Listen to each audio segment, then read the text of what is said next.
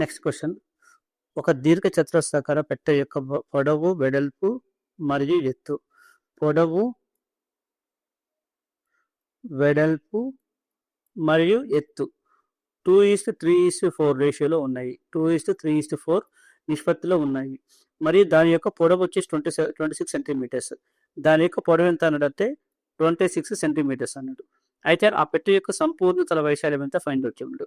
సంపూర్ణ తల వైశాల్యం అంటే మనకు ఫార్ములా వచ్చేసి length into breadth plus breadth into height plus height into length. మనకి ఇది ఫార్ములా ఒక సంపూర్ణ తల వైశాల్యం కావాలంటే. అయితే మనకి ఇక్కడ ఇవి రేషియోలు వచ్చేసి 2:3:4 రేషియోలో ఉన్నాయి. ఇది వచ్చేసి 26 అవుతుంది. అంటే ఇక్కడ మనకి లెంత్ అనేది ఇక్కడ మనకి ఇక్కడేమో రేషియో లెంత్ 2 అని ఉంది, ఇక్కడ 26 ఉంది.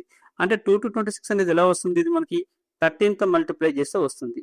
అంటే ఇక్కడ మనకి విడ్త్ కావాలన్నా హైట్ కావాలన్నా ఈ రేషియోని మనం 13తో మల్టిప్లై చేయాలి.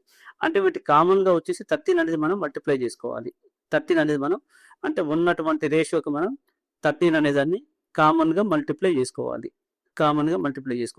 అంటే ఇక్కడ మనకి ఇది 26 అవుతుంది, ఇక్కడ ఇది ఏమో 39 అవుతుంది.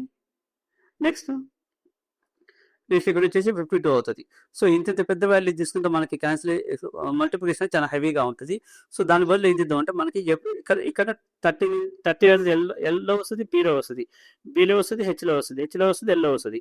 అంటే ఎవ్రీ టర్మ్లో వచ్చేసి 2 times వస్తుంది. కాబట్టి మనం దాన్ని అవుట్ సైడ్లో 160 మల్టిప్లై చేద్దాం.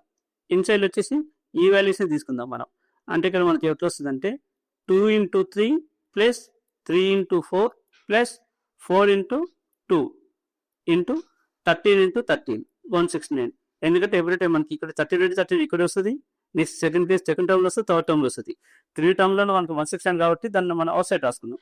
సో లోపల మల్టిప్లై చేసుకుంటే 3 2 6 అవుతుంది, 3 4 12 అవుతుంది, 4 2 8 అవుతుంది ఇంటూ 169.